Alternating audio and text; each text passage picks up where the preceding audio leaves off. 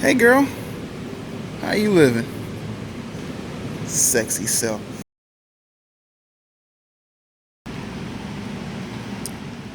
To the Cayenne.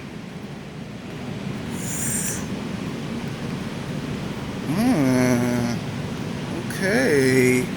Let's get a review on. Now I'm gonna give you a review of this vehicle, and I'm gonna show you all the quirks and features that go along with the Porsche Cayenne from 2011. I love these guys. So I want to show you something you want to notice. As you sit in front of this Cayenne, your viewing space. I never saw this in the cars before, but like you're sitting and up and you're viewing down, but look how the roof slopes properly. It's very aggressive, but the look itself is very nice. And look at those big huge chairs, super cherry. This car is a 2011 and up does not have the easy access convenience that my 2012 A7 has, so you have to use a key. And once you use a key, then you can open the door. So, 2011, what do you want to say? Yes. Look at that. Isn't that the prettiest thing you ever see? What does this do? This retracts. Yes. Yes, look at that. Oh, the A7 only have that. Oh my gosh. Things to note. These right here, they do feel pretty sturdy. In some of them, they can feel pretty plasticky. You want to watch out. Leather right here for your armrest. Again, there's just differences in quality. My Audi A7, wonderful, not leather right here, and it's like this material, which is actually kind of different than this material. I don't know how to explain it, but you need your arms to have some soft contact. This is very durable. It matches durability with comfort. Better execution on Porsche's part. No Bose system, but it's okay. It still sounds good.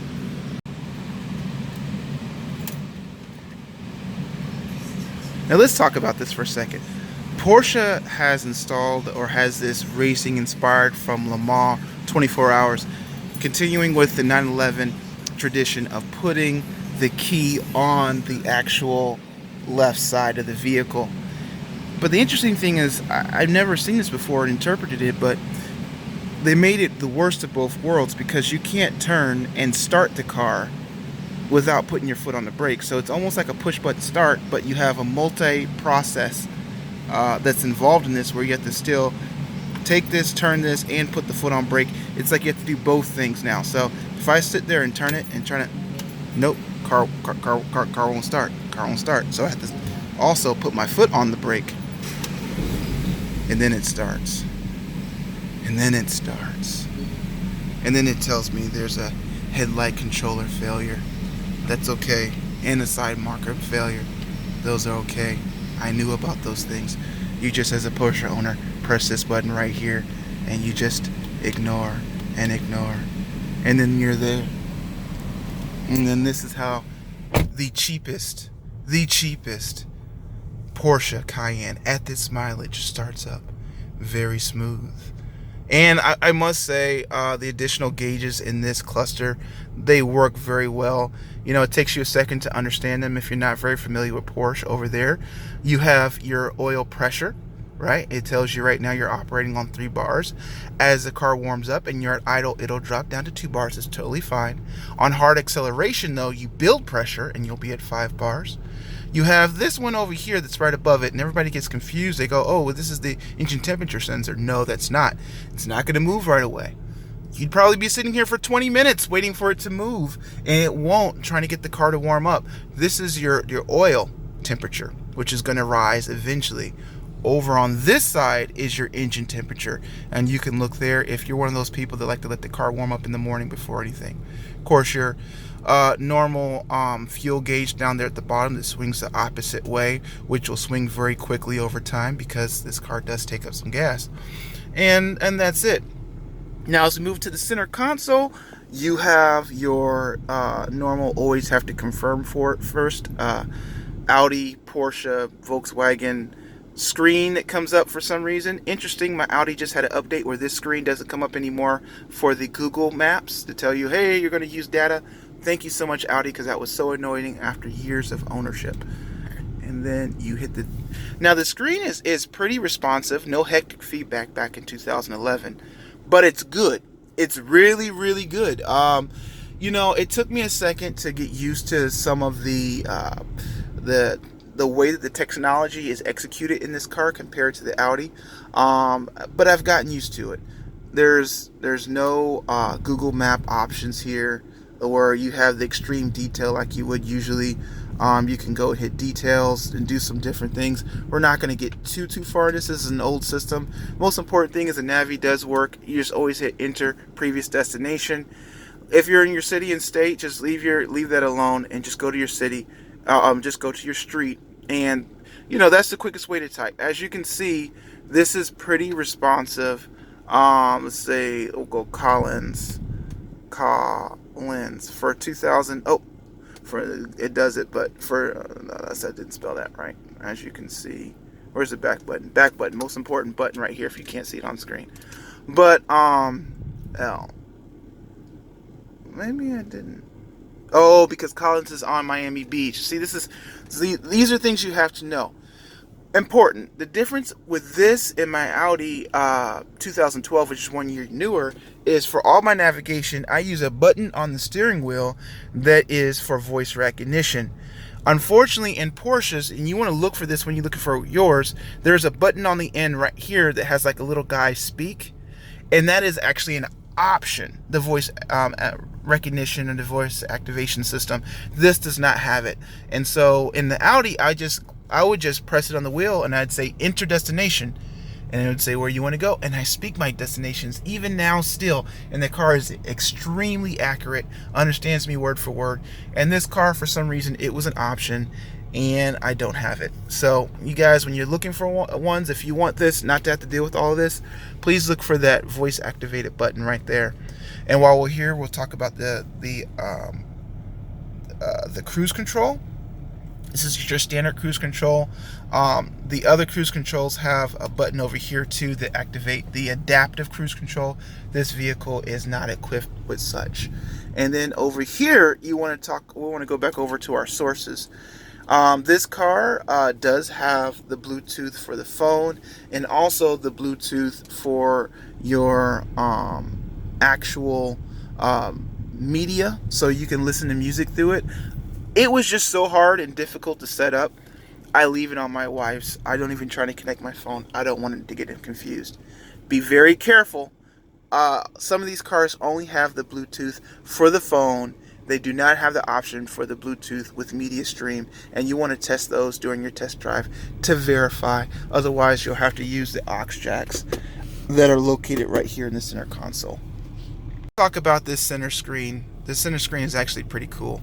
You use this button here to toggle through, and you can see different pieces of information. I thought this was the coolest thing when it came out. You can actively see what your tire pressure is in all your tires. I think I down press. Oops, wrong button. You can down press on it. You can make an adjustment to readjust it. You can there's a full and a partial fill. I don't know what that means, and I'm not sure of what the charge means. But if I go down one more, of course I can see my oil level. This is pretty normal. I'm not at max anymore. That's fine. Limit. Okay, that's where you can set your speed limits if you want to. And of course, we'll just go to vehicle information, which you can tell your service intervals and your consumption rate. 15.6 right now. I was actually able on the highway to get up to 30. It's just that was coasting, feathering it, and basically drifting behind other vehicles to get to 30 miles per gallon. Now, some people look down here and they see all these buttons and they're like, what does all this do? Well, first of all, this is just a Cayenne model, not an S or turbo, so we don't have like the ride height and leveling adjustments that are usually sitting here. That's what sits in this this bin right here, where you can adjust the height of the car through the air suspension. We just have our standard off-road and center locking diff modes, where if you hit the up button, I'm gonna flick this up, you'll see, okay, off-road mode. If you flick it again, you'll see center differential lock, and you'll see the corresponding lights to light up here. And I don't think there's a third one, no. So then all you do is tap once and tap twice, and it says off-road mode off, and you're back to normal. That's it.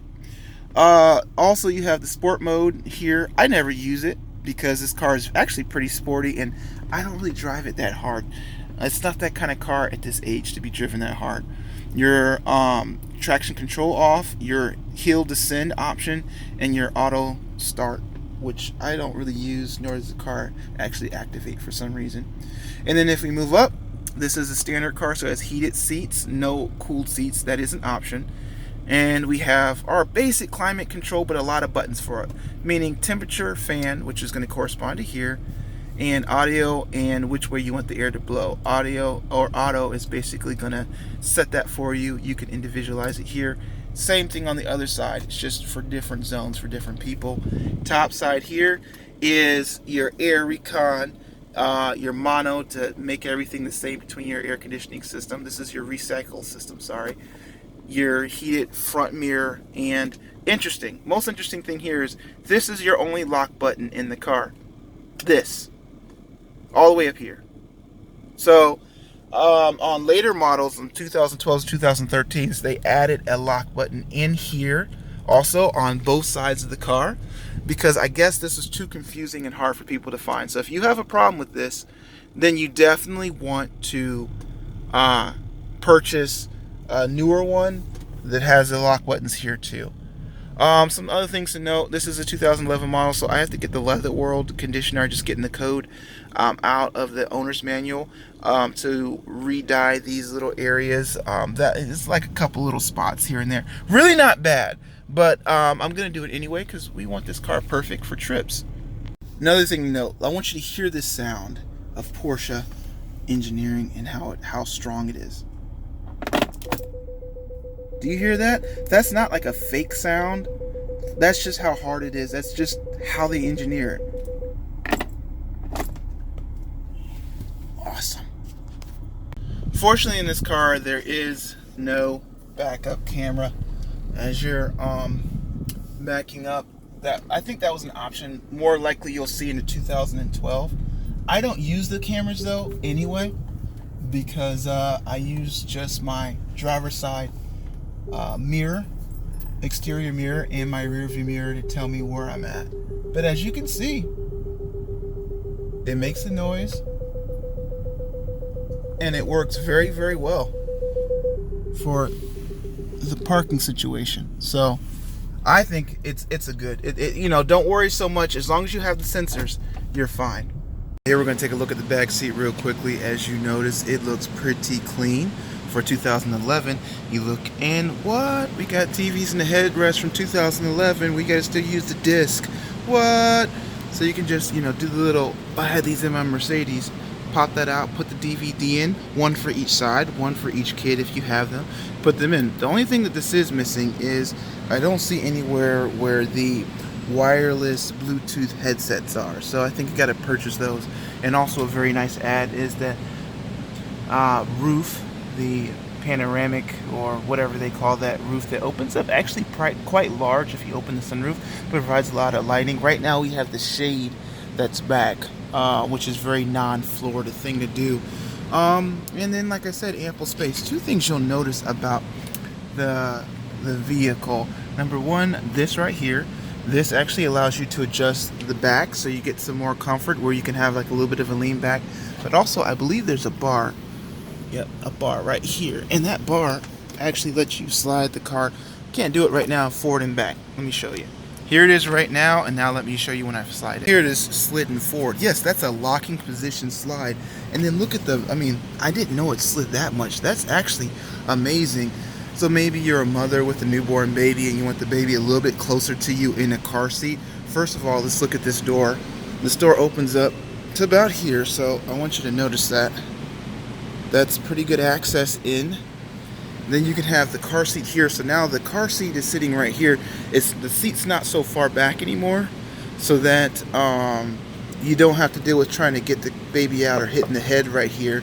You can also reach them easier from the driver's seat to give them something if they need. And when you take them out, it's a perfect angle. Boom. I mean, look at that. Really nice ingenuity, Porsche, when it comes to that. And of course, you have your standard 2 additional cup holders. What I love about these cup holders is it's nothing fancy, nothing like in the Audi that pops out from right here. The standard cup holders for an SUV, they're going to be very sturdy, very strong. They're not going to break very easily. Very well done, and you push it back. You got your nice cushion here. Middle seat is actually a good size middle seat. There's no hump right here or anything, although you do still have the hump in the floor for the drivetrain to make it to the back. Let's shift around to the back. Now we have Porsche Cayenne duck tag. Terrible thing to have on a car you just purchased that you know is used, but we do what we can. I want to show you something. Look how high this opens up. I was recently in an Audi Q7, I think it was a 2020, and also I looked at a 2017 during our purchase, and the hatch, the rear hatch, didn't open up as high. The car didn't sit as high. So what it did is I had to always look out for when I was passing by the car, because I almost hit my head constantly. And I thought, out of an Audi Q7, this is a car that, you know, is for the families. It's supposed to be the most practical. What wasn't practical was the actual trunk lift. And again, a single button to close it, but well above my 6'2" head, so I never have to worry about it. Loading area, super awesome because it's not too crazy low or too high or any lip. So when I pull in groceries, I can just put groceries in. My wife can put groceries in right here also, no problem. Trunk area pretty clean. I still got to do a little bit of work as a detail guy, but a really nice cargo net over here, as you can see, that holds the cleaning supplies, because she loves to keep this interior very clean. Now let's take this 2011 Porsche Cayenne out for a drive. That's right, a drive. And we're gonna do this early morning on a Sunday in Miami, because hopefully everyone has been partying and there's less people on the road, which means it'll be safer with one-handed driving. I'm not gonna take too long of a video, obviously, because of the fact that I am one-handed driving. I don't have my camera equipment or anything. I gotta figure out where I put it in Michigan. Now, a couple things to note. In the other video, I talked about the transfer case. You want to take this car, if you're going to consider purchasing it, to an empty parking lot, turn the wheel all the way to the left, and accelerate mildly or slowly to hear any thumping. If you hear thumping, then you know definitely you need to replace the transfer case, and that could be a part of a bargaining chip as far as purchasing the vehicle, getting it at a discount, or a consideration to not get that vehicle at all. It can be costly if you go to a Porsche dealership to do it. An indie shop may charge you money. If you know a great guy, you could probably get the whole job done for $1,500. About $1,100 or $1,200 for the part, $300 to $400 to get it installed is what I have been quoted. Actually, from the guy I even purchased this car from.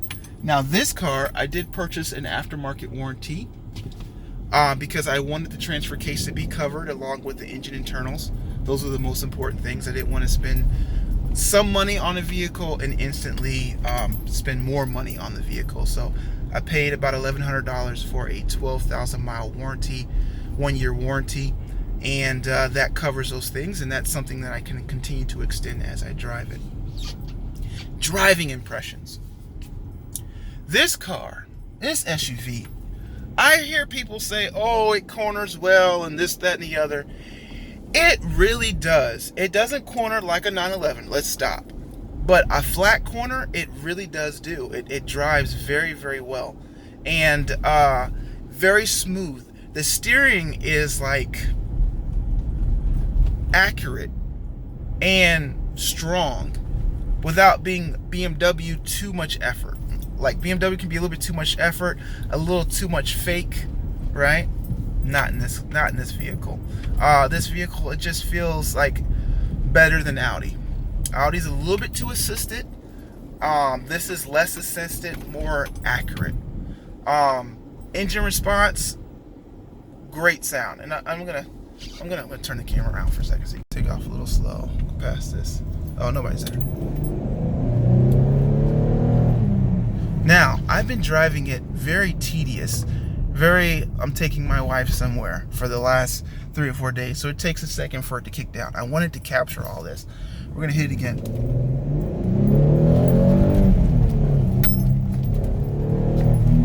You see quickly how it starts to build its power again. It understands when you're using the pedal what you're doing, and then on top of it, it holds the gears. Now I'm using mid pedal, and I'm not shifting. Now let's try something really quickly. You saw that power, right? Now let's go down here and hit the sport mode. Uh-oh, sport mode is activated. I got a chicken right there in the road. He's got to move. Let's see what we got. This chicken obviously has never met a Porsche. Get out the way, man. Ooh, okay. It makes the sound without piping in the noise. And that's what I really like. It's a real 3.6 liter 300 horsepower car. It's not fast, but it's sporty, and it's drinking mileage. Look at that. Let's see if as we accelerate, if this moves. I'm gonna turn.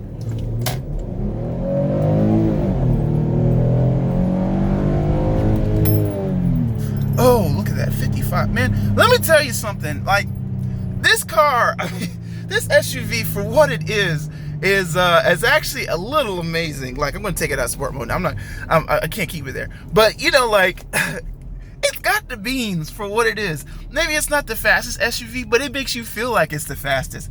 And it is a Porsche. I don't know how to put it. Now, how much am I? Oh, Jesus. I gotta get some gas. And well, I'm just gonna get back in here. She's like, empty again? Stop taking my car. But it has the sound. You guys heard it for yourself. Hopefully that came through the camera. And it moves.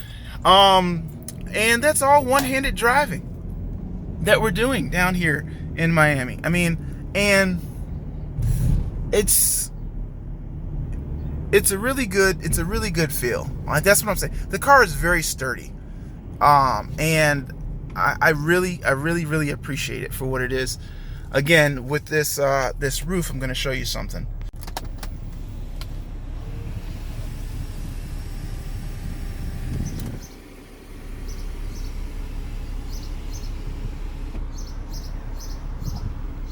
That's a pretty big roof for $16,000. I want to show you something too. Let's just pretend we're using the blinking light, because we don't do this in Miami. I want you to feel how hard this is. Ugh, it is so German. You feel that? And then, oh, it's starting to rain here. Let me get home. Wow. I mean, and it's, ooh, look at that. Yes. Again, I'm going to talk about it. Like, what else are you going to really buy? An ML? Not nearly as sporty. You heard what was just going down. It was so fast that rooster didn't even have a chance to get across the road there. I mean, an X5, everybody has one of those.